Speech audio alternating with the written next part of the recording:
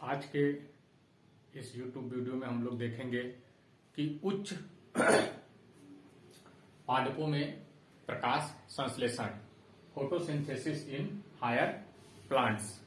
उच्च पादपों में प्रकाश संश्लेषण की क्रिया कैसे होती है, इसकी पूरी क्रिया विधि के बारे में हम इस अध्याय में पढ़ेंगे। आप जानते हैं कि इस धरा पर जितने भी जीवधारी पाए जाते हैं प्रत्यक्ष या परोक्ष रूप से भोजन के लिए पौधे पर निर्भर रहते हैं। जो शाकाहारी जीवधारी हैं वो प्रत्यक्ष रूप से पौधों पर निर्भर रहते हैं। जो मांसाहारी जीवधारी हैं वो परोक्ष रूप से पौधों पर अपने भोजन के लिए निर्भर रहते हैं। लेकिन ये पौधे अपने भोजन के लिए कहाँ पर, किस पर निर्भर रहते हैं, आपने कभी सोचा? नहीं। ये पौधे अपने भोजन के लिए क्या किसी जंतु के ऊपर निर्भर रहते हैं? नहीं।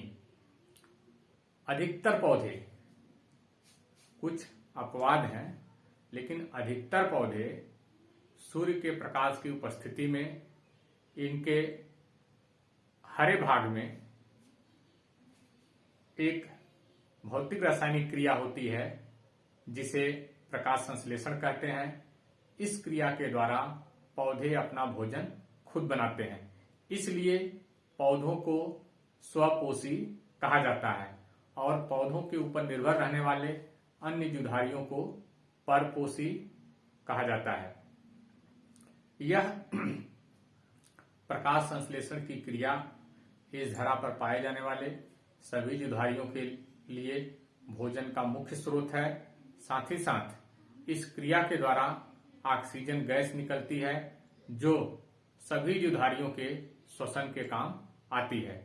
चाहे पौधे हों चाहे जंतु हों, उनके लिए जो ऑक्सीजन चाहिए श्वसन की क्रिया के लिए, वह ऑक्सीजन पौधों के द्वारा प्रकाश संश्लेषण की क्रिया के द्वारा उत्पन्न होती है।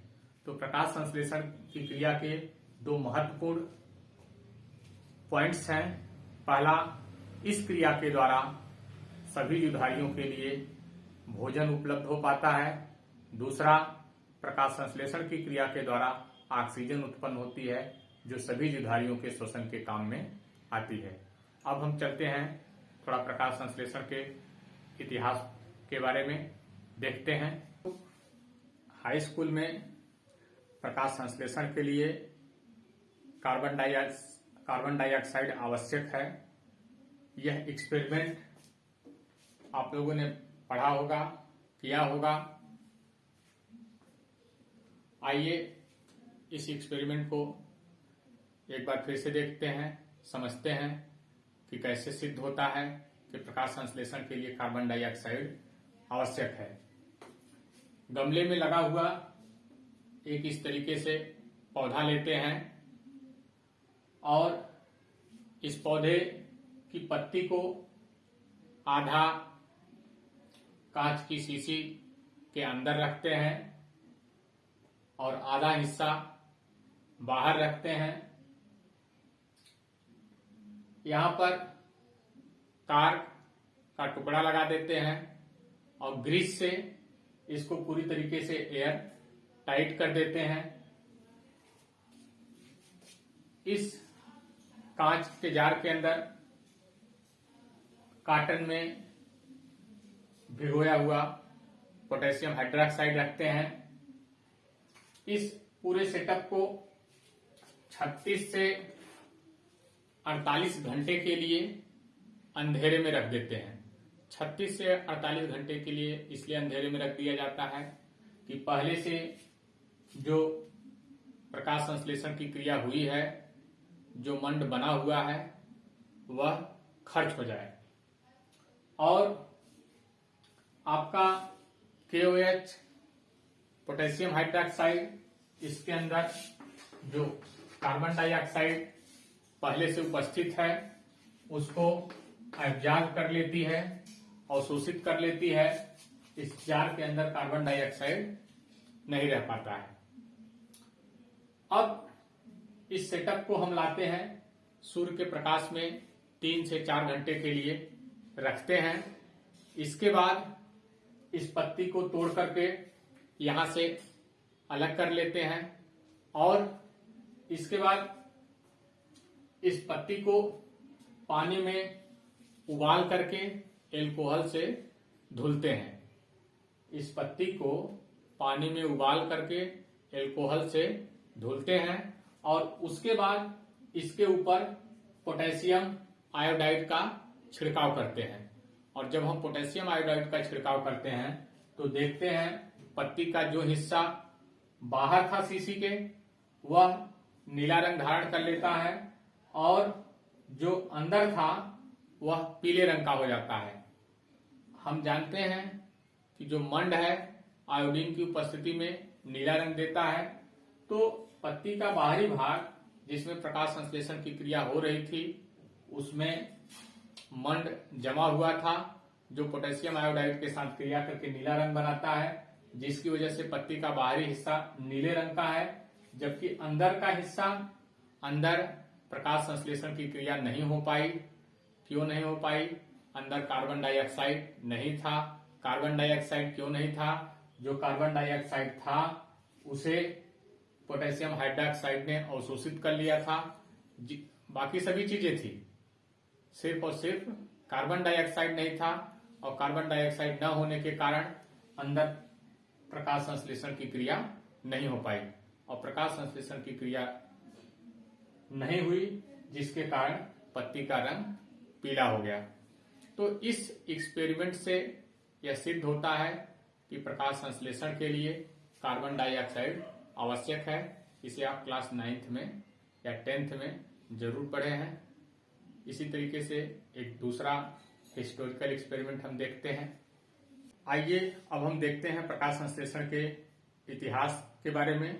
प्रकाश संश्लेषण के इतिहास से संबंधित सबसे पहला एक्सपेरिमेंट हम देखते हैं जोसेफ प्रिस्टले का, जिन्होंने ऑक्सीजन की खोज की थी।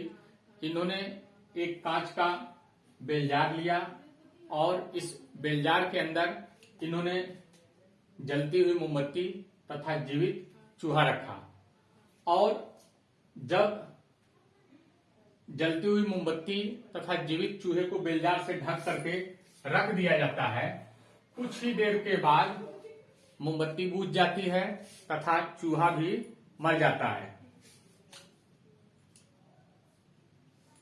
दोबारा जलती हुई मोमबत्ती और जीवित चूहे के साथ इन्होंने एक गमले में पुदीने का लगा हुआ पौधा रखा और तब देखते हैं कि मोमबत्ती भी जलती रहती है और चूहा भी जीवित रहता है। इस एक्सपेरिमेंट से इन्होंने यह निष्कर्ष निकाला कि वायुमंडल से जलती हुई मोमबत्ती और जीवित चूहा कुछ ले रहे थे और उसके समाप्त हो जाने के कारण इनकी मृत्यु हो जा रही थी। और जब पौधा लगा रहता है तो वह पौधा उसकी भरपाई कर देता है, उसे रीस्टोर कर देता है, जिसके कारण जब गमले में लगा हुआ पौधा बेलजार के साथ रहता है तो चूहा जीवित रहता है तथा मोमबत्ती भी जलती रहती है। इस एक्सपेरिमेंट के द्वारा इन्होंने ऑक्सीजन की खोज की थी। सेम सेटअप के साथ जलती हुई मोमबत्ती, जीवित चूहा तथा गमले में लगा हुआ पौधे के साथ दूसरे वैज्ञानिक जॉन इंजनहाउज ने इस पूरे सेटअप को अंधेरे में रखा और जब अंधेरे में रखा तो इन्होंने देखा कि कैंडल भी बुझ जाती है, चूहा भी मर जाता है। क्यों मर जाता है?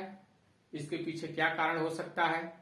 जब हम इस सेटअप को अंधेरे में ले जाते हैं तो प्रकाश संश्लेषण की क्रिया रुक जाती है और प्रकाश संश्लेषण न होने के कारण जो ऑक्सीजन गैस बाहर निकल रही थी, जो चूहे के सांस लेने में मदद कर रही थी, मोमबत्ती को जलाने में मदद कर रही थी, वह ऑक्सीजन गैस अब नहीं निकल रहा है।